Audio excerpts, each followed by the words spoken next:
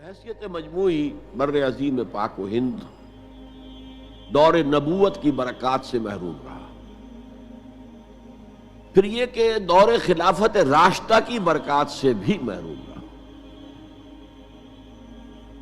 یہاں اسلام کسی قابل ذکر حیثیت میں آیا ہے دور بنی امیہ میں، وہ بھی کسی دعوت و تبلیغ کے مثبت مقصد کے لیے نہیں، بلکہ ایک انتقام اور بدلے کے لیے کہ کچھ مسلمان تاجروں کا ایک بحری قافلہ جو سرندیپ سے لنکا سے جا رہا تھا عرب کی طرف، اسے یہاں کراچی کے قریب، اسے یہاں کے سندھی ڈاکوؤں نے لوٹ لیا۔ اس پر مطالبہ آیا اسلامی مسلمان حکومت کی طرف سے، وہ ملوکیت تھی، اب وہ اسلامی حکومت اس معنی میں نہیں رہی تھی جس معنی میں کہ خلافت راشدہ اسلامی حکومت تھی کہ جو قیدی ہیں تمہارے پاس رہا کرو اور کمپنسیٹ کرو جو بھی نقصان یہاں ان مسلمان تاجروں کا ہوا ہے۔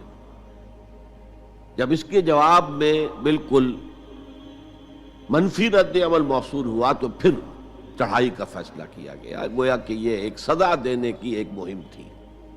بہرحال اس وقت جو اسلام یہاں آیا تھا اس کے کریکٹرز اس اسلام سے کچھ مختلف تھے جو بعد میں یہاں آیا۔ وہ اسلام جو محمد ابن قاسم کی سرکردگی میں سندھ میں آیا اور سندھ سے آگے بڑھ کر ملتان بلکہ موجودہ پاکستان کے تقریباً پورے نصف علاقے تک پہنچ گیا تھا، فٹ ہلز آف کشمیر تک، تو یہ اسلام خالص عربی اسلام تھا۔ ملوکیت تو آ گئی تھی لیکن بدویت اور عربیت جو ہے اس کی چھاپ اس پر ابھی گہری تھی،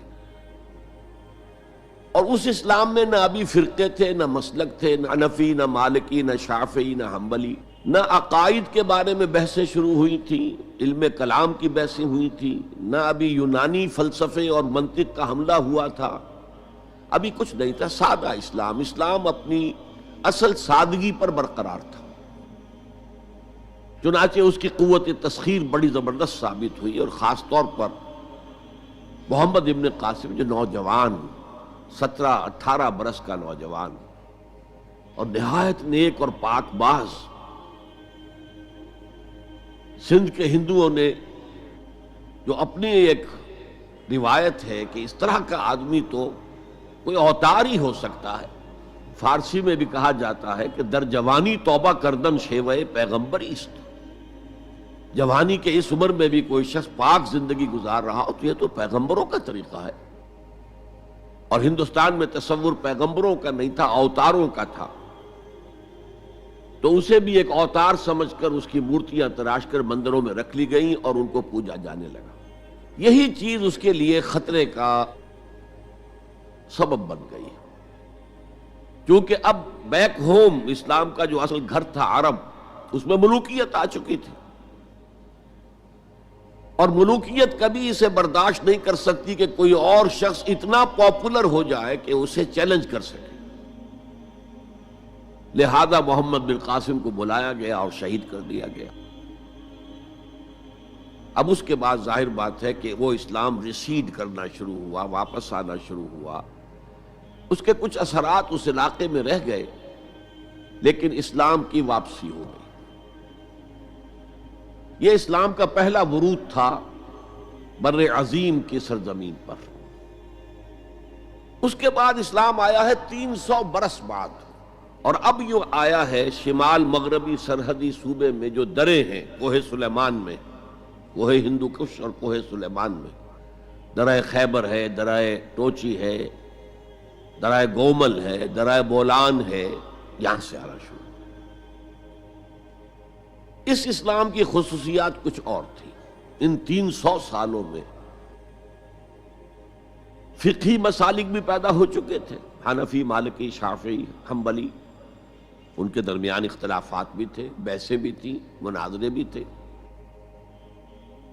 دوسرے ایک خاص جو ہے تصوف کا فن جو ہے وہ بہت ترقی کر چکا تھا، اور اس میں اکثر و بیشتر وحدت الوجود کا تصور اس کی بنیاد میں موجود تھا۔ تیسری بات یہ نوٹ کیجئے کہ یہاں جو لوگ آئے وہ سب حنفی تھے،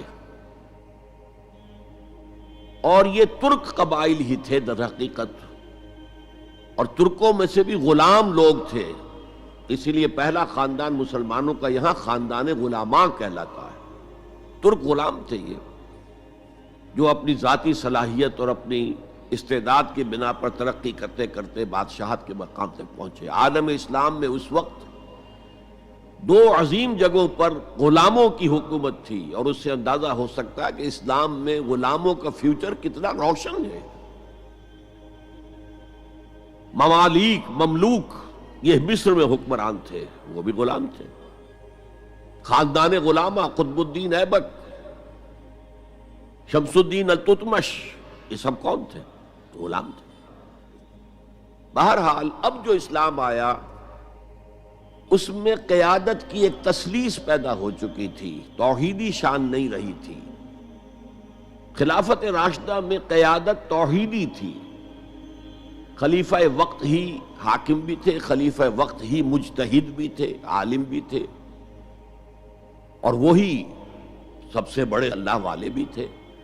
لیکن اس کے بعد جو اسلام میں قیادت جو ہے مسلمانوں کی تین شاخوں میں بٹ گئی۔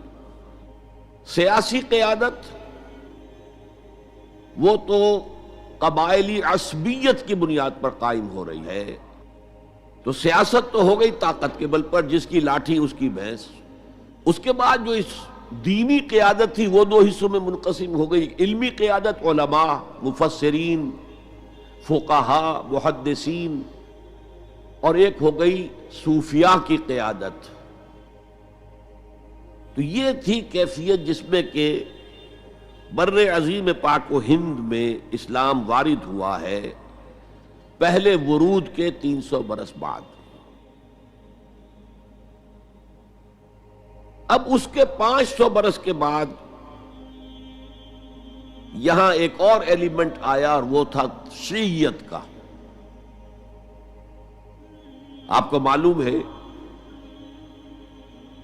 کہ سن 1000 عیسوی میں پاکستان کا جو علاقہ اس وقت کا ہے یہ عالم اسلام میں داخل ہو چکا تھا۔ شہاب الدین غوری وغیرہ کی حکومت وہاں تک تو تھی، البتہ دہلی پر 1206 میں تخت دہلی جو ہے مسلمانوں کا 1206 میں شروع ہوا ہے۔ بہرحال اس کے بعد ہم کہہ سکتے ہیں کہ 300 برس بعد یہاں پر یہ شیعیت آئی ہے، داخل ہوئی ہے، ورنہ اس سے پہلے خالص سنی اسلام تھا اور خالص حنفی۔ شیعیت کی وجہ سے جو کچھ بھی بعد میں اسلام کو یہاں پر اس تقسیم کی وجہ سے، شیعہ سنی اختلافات کی وجہ سے جو بہت بڑے بڑے نقصانات اٹھانے پڑے، ان میں سے مثلاً 2 کا میں تذکرہ کرنا چاہتا ہوں۔ ڈاکٹر امبیڈکر، انہوں نے فیصلہ کیا تھا میں مسلمان ہو جاؤں، گویا کہ یہاں کے اچھوتوں کا مسئلہ وہ اس طور سے حل کرنا چاہتے تھے کہ ہم ان بلاک مسلمان ہو جائیں۔ لیکن جب ان کے بارے میں معلوم ہوا تو پھر وہاں پہنچ گئے کچھ لوگ کہ آپ اس مسلک کو اختیار کریں یا اس کو کریں۔ وہ اسی حیث بیس میں پھر انہوں نے فیصلہ کیا کہ میں کوئی بھی نہیں اختیار کرتا، اگر کوئی ایک اسلام ہے ہی نہیں، اب میں ایک کو اختیار کرتا ہوں تو دوسرے سے میری مخاصمت ہو جائے گی، دوسرے کو اختیار کرتا ہوں تو پہلے سے ہو جائے گی۔ اب اگلا دور آیا، ہندوستان میں انگریز آ گئے۔ یہاں موجود بہت سے غیر مسلموں کو شاید میری باتیں اب کچھ ناگوار گزریں، لیکن کچھ حقائق ہیں جو تلخ ہیں لیکن حقائق ہیں، انہیں سمجھنا چاہیے۔ انگریزوں نے یہاں آ کر حکومت چھینی سی مسلمانوں سے بیشتر، ویسے تو یہ کہ ہندو راجے مہاراجا بھی تھے، لیکن بیشتر علاقوں میں تو مسلمان حاکم تھے، لہذا انہوں نے مسلمانوں کو دبانا بہت ضروری سمجھا، اس لیے کہ جو سابق حاکم ہو ان میں ایسپیریشنز پیدا ہوتی رہتی ہیں کہ ہم تھے یہاں کے حاکم، کیوں نہ واپس حاصل کریں۔ بغاوت کے ان کے اندر جراثیم مسلسل پروان چڑھتے ہیں۔ مسلمانوں کو دبایا اور ہندوؤں کو اٹھایا، کیوں کہ ہندوؤں کے لیے معاملہ صرف چینج آف ماسٹرز کا تھا، کوئی بڑا حادثہ تو نہیں تھا۔ پہلے مسلمانوں کے غلام تھے، اب انگریزوں کے غلام ہو گئے۔ اور اس اعتبار سے انگریز نے بھی انہیں قریب کیا اور ہندوؤں نے بھی مغربی علوم اور مغربی سائنسز کو پڑھنے میں بڑی سبقت کی۔ بنگال میں انگریز آیا اور بنگال میں آپ کو معلوم ہے اکثر و بیشتر جو سائنسدان پیدا ہوئے جن کی کہ لکھی ہوئی ٹیکسٹ بکس جو ہیں بہت عرصے تک استعمال ہوتی نہیں ہندوستان میں، یہ کون تھے؟ چیٹرجی، بینرجی، سب کے سب بنگالی تھے۔ ایک اور بات یہ ہے کہ ہندو اپنے ماضی سے بہت دور آ چکے تھے، ان کا ماضی عظمت والا، آخر اشوک کا دور بہت عظمت کا، چندر گپت موریہ کا دور بہت عظمت کا، وکرماجیت کا دور بہت عظمت کا تھا، لیکن وہ اب بہت پیچھے جا چکے تھے۔ تقریباً مسلمانوں کی آمد کی وجہ سے 1000 سال کا فصل واقع ہو چکا تھا۔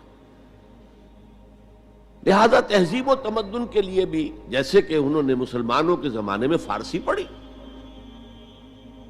فارسی پڑھتے تھے، کوڈ لینگویج فارسی ہے، جیسے کہ پھر بعد میں مسلمان اور ہندو اور سب نے انگریزی پڑھی، ملازمتیں ملیں گے تو انگریزی پڑھنے والوں کو ملیں گی، راستہ کیریئرز کا کھلے گا تو انگریزی پڑھنے والوں کا کھلے گا۔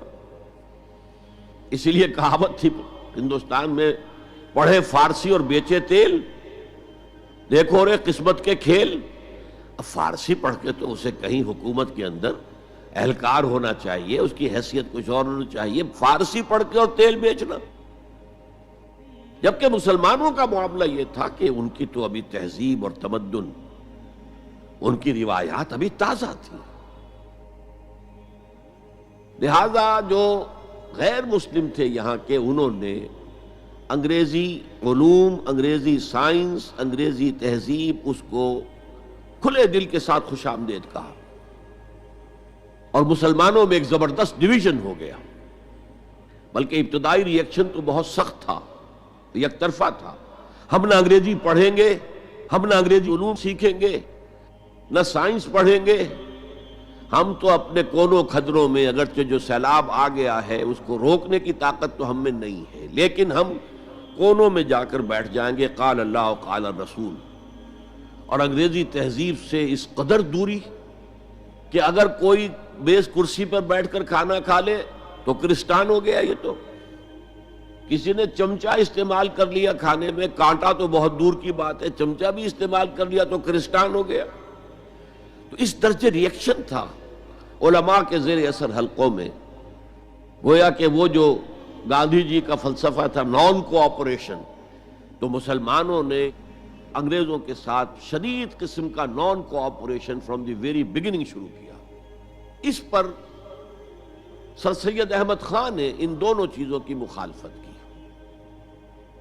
ایک تو انہوں نے انگریزوں کو بتایا کہ دیکھو یہ جو آزادی کی جنگ تھی یہ صرف مسلمانوں کی نہیں تھی، 1857 کی، یہ تو مشترک تھی، تو اس کے اندر کیا سبب ہوا ہے، اس کی وجہ سے آپ مسلمانوں سے بعد محسوس نہ کریں۔ اور مسلمانوں سے بھی کہا بھائی انگریزی پڑھو، انگریزی علوم حاصل کرو، سائنس پڑھو، سائنٹیفک نالج حاصل کرو، ورنہ تمہاری حیثیت ہندوستان میں کیا رہ جائے گی؟ پلے دار رہ جاؤ گے یا گوشت فروش رہ جاؤ گے، اللہ اللہ خیر صلی اللہ، اور تمہاری کوئی حیثیت نہیں رہے گی۔ تو اس اعتبار سے سر سید احمد خان ایک اہم لینڈ مارک ہے۔ اس کے علاوہ انگریزی دور کا ایک اور جو پہلو بہت اہم ہے، انگریزوں نے ڈیوائیڈ اینڈ رول پالیسی کے تحت مسلمانوں اور ہندوؤں کے درمیان مرافرت کو ہوا دی۔ یہ ان کی پالیسی رہی مستقل، یہ ایک قوم کی حیثیت سے سامنے نہ آ جائیں، پھر ظاہر بات ہے کہ ہمارے پاؤں تو اکھڑ جائیں گے یہاں سے۔ تو یہ جو ہمارے ہاں شروع ہوا، کچھ اور فیکٹر بھی تھے۔ ہندوؤں میں ایک انتقامی جذبہ بھی تھا کہ مسلمانوں نے ہم پر حکومت کی ہے 800 برس، 1000 برس، اور ظاہر بات ہے سارے حاکم اچھے تو نہیں تھے، کوئی اچھا بھی تھا، تو اکثر و بیشتر تو عیاش قسم کے لوگ تھے۔ ہم نے محل بنائے، تاج محل بنائے، ہم نے کوئی کام اور تو کیا نہیں۔ دین کی تبلیغ تو اولیاء اللہ نے کیا، صوفیاء نے کی، کبھی بھی سرکاری سطح پر، حکومت کی سطح پر یہاں تبلیغ اسلام کا اہتمام نہیں ہوا۔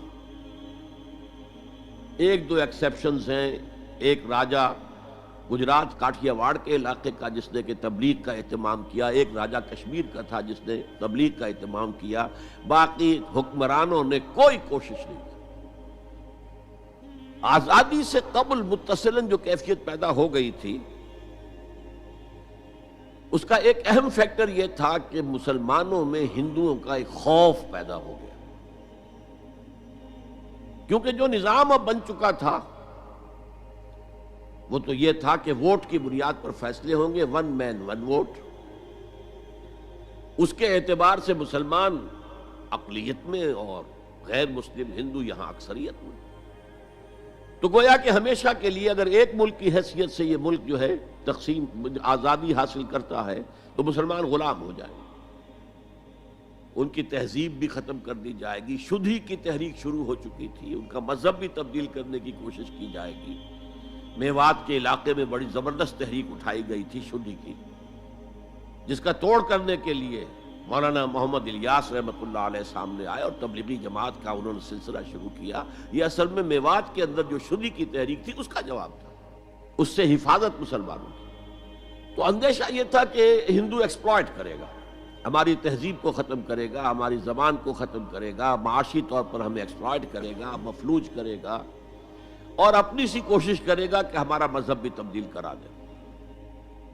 مسلمانوں کی ایک قومی جماعت، اگرچہ وہ شروع میں قومی اس کو کہنا غلط تھا، وہ نوابوں، جاگیرداروں، نوابزادوں ان کی جماعت تھی مسلم لیگ، جو 1906 میں قائم ہوئی۔ مسلمان عوام کا اس سے ساتھ کوئی نہ رابطہ تھا، نہ ان کا کوئی رابطہ عوام کے ساتھ۔ اس کی جو 1906 سے لے کر 1924 تک کی جد و جہد ہے، وہ ساری دفاعی جد و جہد تھی۔ ہمارے یہ حقوق ہونے چاہیے، ہمیں اس کی ایشورنس دی جانی چاہیے، ہمیں سیپریٹ الیکٹوریٹ دیا جائے، اور یہ کہ اس سے بھی آگے بڑھ کر ہمیں مرکز میں کچھ زیادہ حیثیت دی جائے تاکہ ہماری بھی کوئی حیثیت ہو، کوئی توازن پیدا ہو سکے۔ بس اسی پر ساری گفت و شنید تھی۔ اور اس کے ضمن میں محمد علی جناح جو ہیں وہ تو پروفٹ آف لو قرار دیے گئے تھے، اتحاد کا پیغام بر۔ وہ 1906 میں تھے انڈیا میں موجود، مسلم لیگ میں شامل نہیں ہوئے تھے، کانگریس کے رکن تھے۔ اس کے بعد 1913 میں جا کر مسلم لیگ میں شامل ہوئے ہیں مولانا محمد علی جوہر کے کہنے پر، پھر بھی کانگریس کے رکن بھی رہے، مسلم لیگ کے رکن بھی رہے، اور انہوں نے حتی الامکان کوشش کی کہ کوئی فارمولہ ایسا بن جائے جس پہ کہ اتحاد ہو جائے اور ضمانت مل جائے کہ مسلمانوں کے ساتھ کوئی اس قسم کا سلوک نہیں کیا جائے گا کہ وہ بالکل یوں سمجھیے کہ ایک نیچے لگ کر رہ جائیں اور ان کی کوئی حیثیت نہ رہے۔ لیکن وہ ناکام ہوئے، شدت کے ساتھ ناکام ہوئے، اور پھر اس درجے مایوس ہوئے کہ ہندوستان چھوڑ کر جا کر انگلستان میں بس گئے، اور وہاں انہوں نے اپنی لیگل پریکٹس شروع کر دی۔ ایس ایم اکرام صاحب جو ایک بڑے مصنف ہیں، آب کوثر، موج کوثر، رود کوثر کے جو مصنف ہیں، وہ اہم ترین کتابیں ہیں تین مسلم انڈیا کی، political as well as cultural history, ثقافتی جو معاملہ ہے وہ بھی ساتھ ساتھ ہر دور میں کیا اس کا رنگ رہا ہے، تو اس کو بہت ہی سمجھیے ایک بڑے ماہرانہ انداز میں انہوں نے بہت عمدگی کے ساتھ مرتب کیا ہے۔ وہ اس وقت آکسفورڈ میں پڑھ رہے تھے، طالب علم تھے، نوجوان۔ وہ ملے محمد علی جناح سے، اس وقت تک ابھی وہ قائد اعظم کا تو خطاب انہیں نہیں ملا تھا، محمد علی جناح، اور ان سے کہا آپ ہندوستان چھوڑ کے کیوں آ گئے، ہندوستان کے مسلمانوں کو تو آپ کی ضرورت ہے۔ تو انہوں نے سخت الفاظ کہے تھے کہ ہندو ناقابل اصلاح ہے۔ یہ اس وقت کی ہندو قیادت پر ان کا تبصرہ تھا، اور مسلمانوں کا حال یہ ہے کہ ان کا کوئی لیڈر مجھ سے صبح جو بات کرتا ہے شام تک ڈپٹی کمشنر یا گورنر تک پہنچا دیتا ہے، تو ایسی قوم کی قیادت میں کیسے کروں؟ لیکن اصل میں ایک ٹرننگ فیکٹر آیا ہے، turning point in the history of Muslim league movement, and that was 1930۔ اس میں جو الہ آباد میں مسلم لیگ کا سیشن ہوا تھا، اس میں خطبہ صدارت دیا تھا علامہ اقبال نے۔ علامہ اقبال اس سے پہلے ہندوستان میں ایک سور پھونک چکے تھے کہ اب اسلام کی نشأت ثانیہ کا دور آنے والا ہے، اسلام جو ہے دوبارہ دنیا کے اندر برسر عروج آئے گا۔ ایک امید افزا صورتحال علامہ اقبال نے اپنی ملی شاعری سے پیدا کر دی تھی۔ کتاب ملت بیضا کی پھر شیرازہ بندی ہے، یہ شاخ ہاشمی کرنے کو ہے پھر برگو بر پیدا، سبق پھر پڑھ صداقت کا، شجاعت کا، عدالت کا، لیا جائے گا تجھ سے کام دنیا کی امامت کا۔ نوا پیرا ہو اے بلبل کہ ہو تیرے ترنم سے کبوتر کے تنے نازک میں شاہی کا جگر پیدا۔ اور ویسٹرن سویلائزیشن کو انہوں نے چیلنج کیا تھا، دیار مغرب کے رہنے والوں خدا کی بستی دکان نہیں ہے، کھرا جسے تم سمجھ رہے ہو وہ اب ذرے کم عیار ہوگا، تمہاری تہذیب اپنے خنجر سے آپ ہی خودکشی کرے گی، جو شاخ نازک پہ آشیانہ بنے گا ناپائیدار ہوگا۔ یہاں فرسٹ ورلڈ وار کے بعد جو عالم اسلام کی کیفیت ہوئی تھی اس پر کس قدر یاس انگیز نا امیدی سے بھرا ہوا مرثیہ مولانا حالی نے لکھا تھا۔ قوم کی زبان اس وقت وہ تھی، قومی شاعر۔ قومی شاعر جو ہے قوم کی زبان ہوتا ہے۔ پستی کا کوئی حد سے گزر نہ دیکھے، اسلام کا گر کر نہ ابھر نہ دیکھے، مانے نہ کبھی مد ہے ہر جزر کے بعد دریا کا ہمارے جو اتر نہ دیکھے۔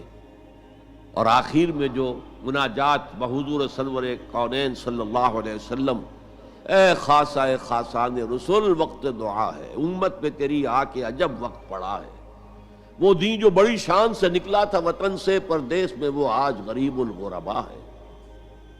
اسی قسم کے مرثیے علامہ شبلی نے کہے، مولانا حمید الدین فراہی نے کہے، لیکن اقبال پہلا شاعر ہے جس نے کچھ مرثیے بھی کہے ہیں۔ جب انگلینڈ جاتے ہوئے وہ گزر رہے تھے سسلی، جزیرہ سسلی کے پاس سے جہاز گزر رہا تھا تو دل میں ہوک اٹھی ہے، کبھی یہ مسلمان جہاز رانوں کا مرکز ہوتا تھا، بیس ہوتا تھا، رولے اب دل کھول کر اے دیدہ خونابہ بار، وہ نظر آتا ہے تہذیب حجازی کا مزار، تھا یہاں ہنگامہ ان صحرا نشینوں کا کبھی، بحر بازی گاہ تھا جن کے سفینوں کا کبھی۔ کہا ہے مرثیہ بھی کہا، اقبال کے ہاں مرثیہ ہے، لیکن ساتھ ہی ایک امید افزا پیغام کہ اب دوبارہ نکل کے صحرا سے جس نے روما کی سلطنت کو الٹ دیا تھا، سنا ہے یہ قدسیوں سے میں نے، وہ شیر پھر ہوشیار ہوگا۔ یہ جو عوامی ایک فضا ان کی شاعری سے پیدا ہو چکی تھی، ملی شاعری سے، انہوں نے 1930 میں آ کر مسلم لیگ کی موومنٹ میں اس کا انجیکشن لگا دیا۔ اسی طرح چلتی ہوئی ایک تحریک تھی، 1906 سے آئی تھی، 24 برس ہو چکے تھے 1930 تک، اب اس میں ایک انجیکشن لگا دیا گیا، احیاء اسلام۔ اس خطبے میں علامہ نے ایک طرف مسلم قومیت کو بہت مستحکم کیا دلائل کے ساتھ، عمرانی دلائل، پولیٹیکل سائنس کے جو مستحکم اصول ہیں ان کی بنیاد پر کہ مسلمان ایک علیحدہ قوم ہے۔ اور نمبر 2 انہوں نے کہا، اور یہ ایک پروفیسی تھی، ایک طرح کی مستقبل کے بارے میں ایک پیشن گوئی تھی، تجویز نہیں تھی۔ پارٹیشن آف انڈیا کی تجویز تو بہت بعد میں آئی ہے، 1940 میں، یہ 1930 کی بات میں کر رہا ہوں۔ انہوں نے کہا تھا مجھے یقین ہے کہ یہ ڈیسٹنی ہے، تقدیر مبرم ہے کہ ہندوستان کے شمال مغرب میں، شمال مشرق کا انہیں اس وقت احساس نہیں ہوا تھا، ایسٹ پاکستان کا جو اب بنگلہ دیش ہے ادھر ان کی نگاہ نہیں گئی تھی، ہندوستان کے شمال مغرب کے اندر ایک آزاد مسلمان ریاست قائم ہوگی، اور اگر ایسا ہو گیا تو ہمیں موقع مل جائے گا کہ دور ملوکیت میں، جس کے لیے لفظ بڑا ثقیل استعمال کیا انہوں نے، عرب امپیریلزم، یہ بنو امیہ، بنو عباس، یہ عرب امپیریلسٹ تھے، یہ عرب قوم کا امپیریلزم تھا، ان کی حکومت اسلام کی عکاسی کرنے والی نہیں تھی، اسلام کی عکاسی کرنے والی تو خلافت راشدہ تھی، ابو بکر تھے، عمر تھے، عثمان تھے، علی تھے رضی اللہ تعالی عنہ۔ تو دور ملوکیت میں یا دور عرب امپیریلزم میں جو داغ دھبے آ گئے ہیں اسلام کے چہرے پر، انہیں صاف کر کے اور صحیح اسلام کی ایک شکل دنیا کو دکھائیں، یہ انجیکشن ہے پازیٹیو مقصد کا۔ اس وقت تک، اس سے پہلے تک تحریک صرف ایک منفی جذبے پر چل رہی تھی، ہندو کا خوف، ہندو اکثریت کا خوف، ایکسپلائٹیشن کا اندیشہ، لیکن اب اسے ایک مثبت بنیاد مل گئی۔ 1932 میں قائد اعظم گئے انگلستان، لندن، گول میز کانفرنس میں، جناح صاحب اس میں شریک نہیں تھے، اس لیے کہ وہ تو ویسے ہی سیاست کا میدان چھوڑ چکے تھے۔ اس موقع پر پھر علامہ اقبال نے ملاقاتیں کی ہیں جناح صاحب سے، اور وہی انجیکشن ان کو بھی لگایا اور انہیں پھر آمادہ کیا کہ آئیں واپس ہندوستان، اور اس انجیکشن کے حوالے سے مسلمانوں نے ہند کو منظم کرے اور جمع کرے۔ تو یہ پھر تحریک پاکستان جو ہے، چونکہ مسلمانوں کے جذبات کے ساتھ اس کی ہم آہنگی، معجزہ ہو گیا کہ مسلم مائنورٹی کے پروونسز نے کس طریقے سے یکجا اور یکسو ہو کر اس موومنٹ کو سپورٹ کیا، حالانکہ انہیں معلوم ہے کہ کسی بھی حساب سے ان کے تو پاکستان میں شامل ہونے کا کوئی امکان تھا ہی نہیں، بلکہ تحریک مسلم لیگ اصل میں مائنورٹی پروونسز کی تحریک تھی۔ جو صوبے بعد میں پاکستان میں شامل ہوئے ہیں ان میں سرحد میں تو کانگریس کی حکومت تھی ٹل دی لاسٹ ڈیٹ، پنجاب میں یونینسٹ حکومت تھی ٹل دی لاسٹ ڈیٹ، صرف ایک سندھ تھا مغربی پاکستان میں کہ جو وہاں مسلم لیگ کی حکومت تھی۔